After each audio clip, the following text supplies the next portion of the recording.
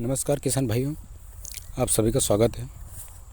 आज हम बात करने वाले हैं फसल के उत्पादन की गणना करना, उसे लिख कर रखना या उसे याद रखना कि कौन से फसल कितनी क्षेत्रफल, कितने एरिया में, कितने बीघा में कितनी पकी थी। जी हाँ, ये आज हमारा विषय है। किसान भाइयों, अक्सर हम कृषि वैज्ञानिकों से सुनते रहते हैं कि फलाना फसल इतने हेक्टेयर में इतना उत्पादन देती है, इतना बीघा में इतना उत्पादन देती है। लेकिन क्या आपने उस फसल का सही तरीके से गणना करी है उसको कि वह आपके खेत में, आपके पड़ोस के खेत में या किसी भी जगह पर वह फसल कितनी पकी या कितनी, आमचाल बोलचाल में कहते हैं कितनी पकी कितनी बैठी।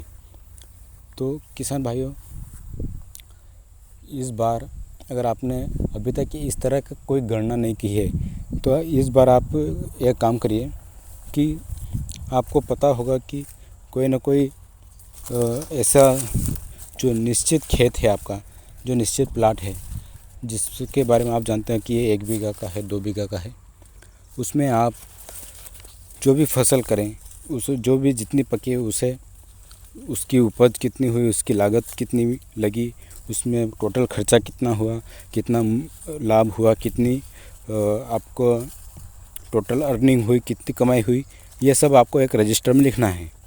और जितनी भी फसल लेते हैं आप, उस प्लाट में शुरुआती तौर पर आपको एक प्लाट से शुरुआत करनी होगी, या फिर आप चाहे तो जितने भी आपकी ज़मीन है सब का आप हिसाब रख सकते हैं। इससे होगा क्या, आपको अगले साल उस उपज के बारे में पहले से पता चल जाएगा कि इस एरिया में इतनी बैठेगी और आपको मुनाफा होगा या नहीं होगा, या फिर आप कोई दूसरी फसल लेंगे तो फ़ायदा रहेगा या वही फसल लेते रहेंगे तो फ़ायदा होगा। तो इस तरह से आपको मात्र 10-20 रुपये का एक रजिस्टर लेना है। और मुझे लगता है कि आप उस 10 रुपये के रजिस्टर को 10 साल तक चला सकते हैं, क्योंकि उसमें आपको आलतू फालतू लिखना नहीं है। मुश्किल से 1 साल का 1 पेज ही भराएगा आपका आराम से।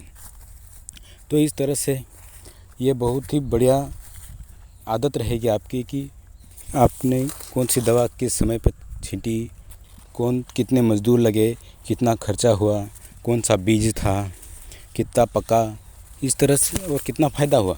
इस तरह से अगर आप हर चीज़ को डिटेल में लिखेंगे तो निश्चित ही आपके आय में दुगुने क्या 10 गुना बढ़ोतरी हो सकती है।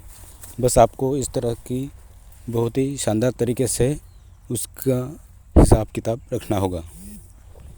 ऐसे ही अन्य वीडियो के लिए लाइक करें, कमेंट करें और शेयर करते रहें। धन्यवाद।